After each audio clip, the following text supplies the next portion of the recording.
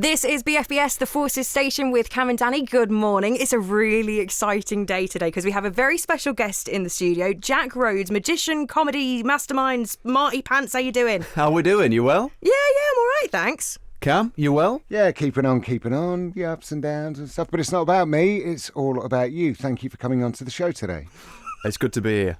Thanks for having me. No, we're really, really happy to welcome you onto the show. What have you been up to? Because you were obviously, what you're well known for at the moment is you're the guy who was on Britain's Got Talent. I was the guy that was on Britain's Got Talent, came runner-up last year, loved it. I quit my job and became a magician last year, and now I'm about to kick off and do a tour nationwide, which starts in 30th of January, and I'm going up and down the country, and I cannot wait to do my comedy magic show. It's called Part-Time Wizard, Full-Time Moron, which is a direct quote from my dad. Since BGT, it's been mad. I've been travelling the world, doing my magic shows, and yeah, it's been, genuinely life-changing. Yeah, it's going to be, a platform like that, going onto a show like that. What talk to us about going around the world. Basically, one of the doors that BGT opened was I got to perform on cruise ships. So really, you go on the cruise ship, you perform a show or two a week, and the rest of the time you're a guest on the ship. And so you get to do all the things the guests do and travelling around the world. It was amazing, yeah. So it's been completely life-changing, and now I get to do card tricks for a living. It's unbelievable. You don't just do card tricks though. Your illusions, and I've there's so much I wanted to ask you to do, especially when we first met this morning. I was like, just do a trick. I'm just like that kid. Do a trick. Well, let's do one now if you want. Yeah. If you don't mind, I don't care whether you pull a rabbit out of a hat, flowers out your sleeve. There is one thing that I wouldn't mind you attempting. Okay, what's that? You see him over there? Yeah. Well, he's just had a long weekend and he thinks he can come back in on a Tuesday. Can you make him disappear? What about him? What's this him? You want Kam from the Kam and Danni radio show to be made gone? That's what you're saying? The Danny G breakfast show. Okay, He's right. taking too much leave. It's right. I mean, I could offer winning lottery numbers, but you want... I owe him 30 quid. Get rid of him. Okay, let's do it. Right, you ready? Yes. Kam's gone in No. 3. Oh my God. Did you just make him really small? Is he all the way down there, or is he actually gone? He's currently somewhere in the car park. He's tied up in the car park and he don't know how to get back. So we got time then? We've got time. We've got about an hour. Thank you. Yeah.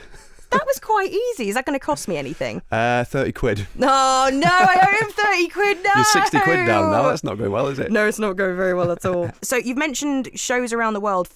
Favourite place you've been to? Porto in Portugal. Really? Yeah, I've never been there before. It's unbelievable. Yeah. Is it the people, the culture, the food? All of it. The food. I mean, mainly they've got these egg custard tarts that are unbelievable. I think they call them either Castel Donato or pasta. I called them pasta tomatoes, and I got ridiculed for that. But they're like egg custard things. Oh, that's the reason to go to Portugal. I think they're unbelievable. Well, look, obviously you're really funny as well. I don't know. I think we can put you in the comedian bracket because you are just hilarious, really witty. But when it comes to magic, I suppose doing those kinds of tricks that are mostly visual. Yep. Does that it just translates all over the world, doesn't it? That. Yeah, I mean, this is the thing with comedy. It's comedy's quite a tricky one, depending on what audience you're playing to. Different people laugh at different things. Different nationalities find different things funny. And obviously, I've got a bit of an accent. And so when I was doing these cruise ships, a lot of the time there's Americans on the ship, and they've got so cute. Yeah, oh my God, buddy, that was so good. And they've got no idea what I'm saying half the time, and a lot of the slang words. So I've had to kind of tweak what I'm saying for different audiences. So you sort of learn a lot, but the magic always is a universal thing, definitely. Even I've had audiences where they don't really speak English that well, and they can still sort of follow the show along because a lot of it's like you say, very visual. Things can always go wrong, and we were having a chat before coming on air about how much digital stuff that you use, like the visual effects and whether it's screens and whatnot. Has anything ever gone wrong? Because your timing must have to be impeccable. Yeah. So the amount of times things. I mean, this isn't a great advert for the show, is it? But the amount of time things have gone wrong. No, but mistakes happen, right? It makes it unique to that person that's watching. Yeah, but to be fair though, usually the things that go wrong is the stuff that you don't account for. So, for example, the very first gig that I ever did, this was back when I was just starting learning magic. I did a wedding, close-up magic at this wedding, and I remember reaching over across this table to get this lady to pick a card, and I accidentally knocked a glass of red wine over onto her dress. Oh my God. Yeah. Oh no. And then it's did she think it was part of the trick? No, absolutely not. I was like, do you want to pick a card? She was like, no, I need to go and get changed. Well, who is this guy? Why has he been booked? It was awful. But then another example would be now I'm doing stage shows and I get people up on stage. A lot of the time it's the things that go wrong is, maybe you get somebody that's had a few too many drinks and now they can't even pronounce their own name, never mind, pick a random country in the world. Yeah, so it's the people usually that cause me trouble. Well, you saying that, and the first thing that's jumping to my mind is we've got a BFBS live events team here who take people, again, all around the world, you know, to our troops overseas and obviously in the UK. First thing that comes to mind if I said to you, tailor your show to just military audience specifically. Yeah, listen, I've come from up north and I've done a lot of like working men's clubs and a lot of rough pubs, and I imagine it'd be the same vibe, right? And it's an absolutely great thing because I've been brought up in that family where, I mean, I take the mickey that I say that my mum and dad don't like magic. Magic was never their thing, right? I literally was obsessed as a kid doing magic tricks in my bedroom, and my dad had to have an intervention where he was like, look, Jack, listen, if you spend any more time in that bedroom, I'm going to shove them cards where the sun don't shine, right? And he genuinely was like, you need to go outside, play football, ride a bike, do something normal, go get friends, right? And I'd be there just practicing card tricks. So I've been brought up in that very, shall we say, character building environment. So yeah, I'd be right at home doing like a military gig or anything like that. And I used to work in that environment as well. My old job was, I used to be a nuclear engineer. Right, yes, we need to talk about this. You mentioned this obviously in your audition for BGT, and everyone just kind of went, what? Why would you give that up? What were you doing? I worked on submarines. I was on the team that would put the uranium in the reactor. So we're on the fueling team. So it's really interesting, really well paid. That's what I was thinking. So in my head, I'm going, why? Well, yeah, I mean, it's a different thing to like quit a job where you know you might be stacking shelves or something and you're not particularly enjoying it. But this was like a really good job, really interesting. And I was set for life, and I gave it all up to do magic, and I've not looked back since. No, I tell you, good for you though. Like, see, there's not many people. Like, what's this phrase? Do what you love, and you'll never work a day in your life. That's exactly it. Yeah, because the moment you start doing the thing that you love to do for a job, it don't feel like work. It's amazing, really. I mean, I'm in a very lucky position. We're here to talk about your upcoming tour next year, which is really exciting. Went on your website though. Yeah. Just to have a little gander and see what was going on, if there are any other announcements that we should be made aware of. And there's a page on your website, Hacker. Right, yeah. Are you the BGT hacker who swapped places with Simon Cowell? Yeah, there was an act, wasn't there, that did there was a masked magician came on the show, and then swapped places with Simon, sat in Simon's desk, put his feet up on the desk, and had Simon do an act, and then at the end of the act gave Simon a golden buzzer. Yeah, that was me. I see all these great auditions on BGT, and I watched this guy who'd got the really high pitched voice because it was all muffled, and Simon, like that. Yeah. And I was like, this guy's. I never put you two together. Like, what? I tell you what, that's the most fun I've ever had on stage because, and obviously, this was super top secret. Like, nobody knew it was me. And I had to wear. But the outfit is like a red leather outfit and this like digital mask and like a hoodie, and I'm properly covered. And I remember showing my wife the outfit, and she was like, "You are not wearing that on national television." So I was in that outfit the whole time. They had me in this like little secret room. There's only one person that knew it was me, and so the judges had no idea. And so when I walked out on stage and got Simon to swap places and gave him a taste of his own medicine, he had no idea what was coming. And at the start, I remember it being like, oh, this could go one of two ways. He could either be, a good sport, or he could be really annoyed that he's suddenly been put. Because I don't think he's ever been put in that position before. No, I don't think so. He's now on stage by himself, and he's not in control. I'm directing what he can do. But then by the end, when I gave him the golden buzzer, I mean, they didn't know I was going to do that. And I was like, I can't believe this is actually happening, because surely this breaks the rules of the entire show, doesn't it? Do they still to this day not know that it's you? No. Unless they're listening to this. Oh, we've got a scoop here. Oh, I'm loving this. I made a few videos where I sort of alleged it might be me, and then I sort of denied it and had a bit of fun around it. I think the people that know my humour might be like, yeah. And I did there's little Easter eggs in there, like the things that are on screen. There's like a bit where I get people to pick a random object on screen.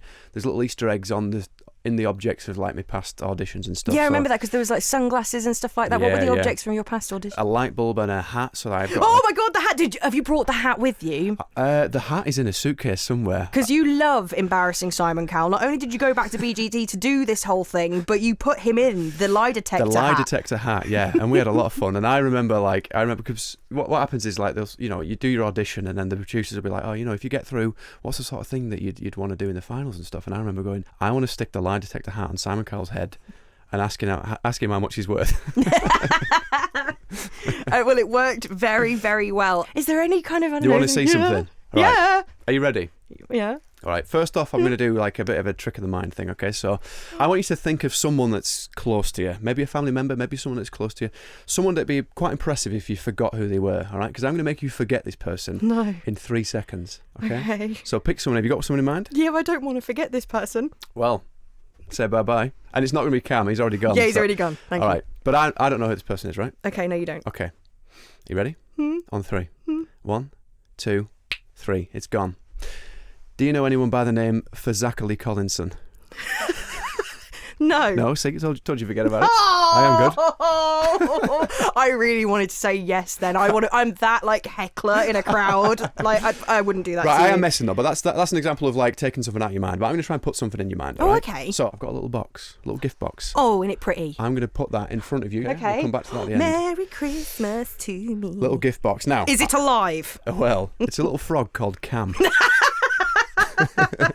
Now, I'm going to have you think of 2 numbers and we're going to add them together, okay? So, first off, give us a number between 1 and 12. 6. 6. Would you like to change your mind? Are you happy with that? I'm happy with that. Okay, 6. Think of another number. Give us a number between 1 and 60. 52. 52. 6 plus 52 equals 58. 58. Quick maths. So I glad love you're it. using a calculator. But you said 6, you said 52, you got to a random number, you said 58. Yeah. Now, if I open up my notes on my phone, I'm going to show this to the camera as well. Can you just read out what it says at the top of my notes? It says, buy hemorrhoid cream. Right, not that one. Sorry, I meant the second one. Top 100 Christmas gifts. Top 100 Christmas gifts. Now, you can confirm they're all different. I'll show this to the camera as well, but it's all 1 to 100. They're all different. You can read some of them out if you want. Yeah, air fryer, Monopoly. Yeah. Yeah, I see. Yeah, they're all different. They're all different. They're all different. And what was the number you landed on? 58. 58. Like I say, you had no idea what was coming. Oh, it says watch at 58. Ooh, a watch. And look, I don't have a watch on. And you don't have a watch. Now, this is nice, isn't it? Now, there's been a gift box right in front of you the whole time. Yeah. And you landed on watch. Go ahead. Open up. What's inside? Oh my God! It's a watch. It's a watch. But listen, Danny. The time's not right though. Hang on, but think about the time though, because you gave me 2 numbers. You said 6. You said 52. That's a time. 6:52. What's the time on the watch? Oh my God. How did you? How did you? I didn't do a thing. How did, You did it all. Do you know what? I did that trick, and this woman came up to me. She said, "That's amazing, but seriously, can you make my kids disappear?"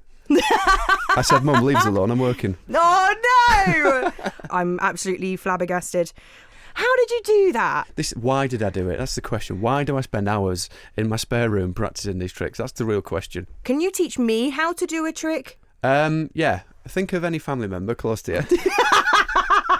You're going to forget me in 3 seconds. Okay, yes, fine. All right, okay, I deserved that. Okay. Remind us again more on the tour, please. The tour kicks off on the 30th of January. I am up and down the country. There's 13 dates.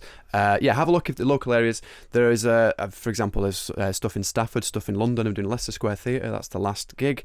Called Part-Time Wizard, Full-Time Moron. Tickets are on sale now. www.jackrhodes.net. That's where you can get them. And I am super proud of the show. It's unlike any magic show you've seen. It's as much a comedy show as it is a magic show.